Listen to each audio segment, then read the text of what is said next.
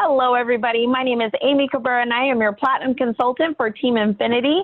Welcome, and so glad that you are here with us. At this point, you should have already taken a basic Facebook training on how to set up your Facebook in step 1. And so now we are in step 2, and we're going to build up your algorithm so that they work in your favor. Nobody wants to pay for ads, right? We don't want to shell out a bunch of money. So we're going to show you how this works in your favor without having to put money into it. So let's go ahead and get started. As you can see, I've already cleaned up my Facebook. This is my Facebook page, my personal page. What I did was I took my personal page and I just cleaned it up and made it look very travel-y, right? You can see that I have a cover photo that looks like travel. That's my husband and I together. You always want to make sure you have a real photo of yourself. That way you don't look spammy.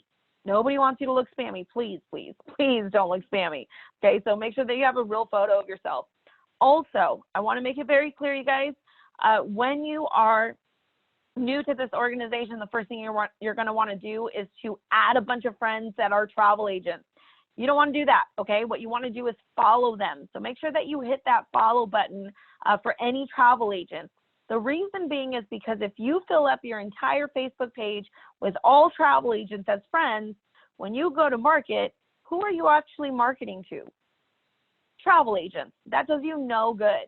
So you want to make sure that you reserve your friends list because Facebook maxes you out at 5,000 friends. Make sure that you reserve your friends list for potential clients or your friends and family, right? So everybody else that you don't want to necessarily clog up your advertising to, you want to hit that follow button. So that's going to be right there, okay? So let me go ahead and switch this view back over because I had to view it as someone else. And what we're going to go into is what you should post for the next 2 days and why you should post it for the next 2 days. What is it actually going to do for you? And also how they should be posted. So give it just a moment as this gets loaded up. Again, this is my personal page that I'm going to show you. So let me go ahead and scroll down. There's a couple of things that you should have already done in step 1. For example, you should have already included your intro. Make sure it says travel specialist. Because what you put in here, anytime someone searches those keywords, you may pop up. So if you put travel specialist, travel coordinator, travel agent, then you can pop up in their searches, right? So that's super important. Also, why it's so important as to why we want to make sure that we look, like who we are and, that it looks like travels because you are asking people to spend thousands and thousands and thousands of dollars with you. So please give them the confidence that you are a real person, right? If you're going to spend $10,000, what are you going to want to see from somebody's profile? Think of it that way. In the next step, we're going to go over our business pages. We're going to go over business posts and where those go. But for right now, we're going to keep it really basic and just build up your algorithms so that you are ready to launch your business. Please don't launch your business yet. You're not there yet, okay? We want to make sure we are setting up the foundation correctly. So one of the very first posts that you should do, the first post of the day that you should do, it should be a personal post. So let me show you what that looks like. Let me get down to my personal post. Give it one tiny second. There we go. That is a personal post. That is a quote unquote surprise Sophia. That is Sophia Grace. That is my now 2-year-old daughter. And that's just me, right? That's just me personally. Notice that right here, you can actually change what you want to show publicly on your timeline, right? So for this one in particular, this one I did for just my friends and family. Super easy, you guys. It's a little drop-down menu that you click on, and you can change this to public. You can put it to friends, but just as a recommendation, you should have some personal posts that are public. Obviously, this one was of my daughter, so I put it to friends only. But that being said, sometimes I take a picture of my coffee mug, of myself being silly, of my breakfast, of the tree outside. It doesn't really matter what it is, right? Just something that has zero to do with travel, zero to do with business. You want it to be something that is not anything to do with you trying to sell somebody something, okay? Because we want to keep this very balanced. Again, we don't want to be spammy. You're not wanting to lose a bunch of friends and family. That's not what this is about, okay? So that is considered a personal post. And I'm sure if I go down further, you can see a lot more personal posts. But for right now, we're going to go into interactive posts. And notice that the interactive posts, all interactive posts on your Facebook should be set to public, okay? There's no reason why it shouldn't be. The reason why you want to make sure that you set this to public is because you want eyeballs on it. You want people to actually see what's on your page. So go ahead and, again, click the public button, right, for any interactive post. And again, there's instructions on this website on how to find an interactive post. Super easy, you guys. Google it. Google is going to be your best friend, okay? So just Google it.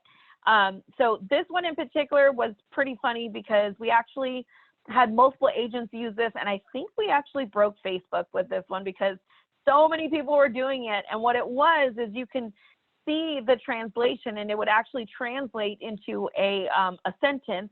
But at some point during the day, it stopped working. I think there was so many people trying it that it just got shut down. So that was a pretty good one. This, again, would be another personal post, right? It's not necessarily an interactive post, but it's just something how I personally feel, right? And it just happened to be a quote, and where it says, "May you never forget how far you've come and the miles that it took you just to get to this place," right? I think that's always really important. And then I go into another interactive post. So notice this one, it has 64 comments and 1 share. What you should be doing with each interactive post, this is crucial. Please do not miss the step. Warning, don't miss the step, okay? Because this is crucial. So what you want to do is make sure that you are replying to each comment. Obviously, I slacked off here, but you want to make sure that you are replying to each comment. So for this one, I'm pretty sure they're supposed to be red. Maybe I can put like a laughing emoji. Notice I'm not just hitting like and reply, or excuse me, I'm not just hitting like, I'm actually replying. That is so important. So the way you want to think about this is you want to, let me go ahead and throw in an emoji here. The way you want to think about this is Facebook or social media is to socialize, right? That's kind of the when you break it down into a basic nutshell, that's what it is. It is to socialize. So Facebook says, okay, who is Amy Cabrera socializing with? So who are you socializing with? Have you guys ever had where you open up your Facebook page and it's the same like 10 people that you see every single time and you're like, what the heck? I have 500 friends and I only see 10 people on my timeline. What is going on, right? That's because the algorithms of Facebook is not broadened. And that's exactly what we are doing with the interactive posts. So what happens is, first of all, when you get 10 comments within the first hour and you're replying to those comments, guess what? Facebook says, uh-oh, this content is actually a little bit more relevant. I got to show it to more people. So they start spreading it to more people who are in your timeline, who are your friends. They start spreading it to more people, right? And those people then tend to comment on your page, right? On the interactive post. You reply, and when you reply, for example, I replied to Alyssa right here. So Facebook tells Alyssa, or excuse me, what this does is it tells Facebook that Alyssa and Amy Cabrera, they are interacting with each other. So I need to make sure that I show Alyssa, Amy Cabrera's content. Okay, does that make sense? I need to make sure that I show Alyssa, Amy Cabrera's content because they're interacting with each other and they're socializing.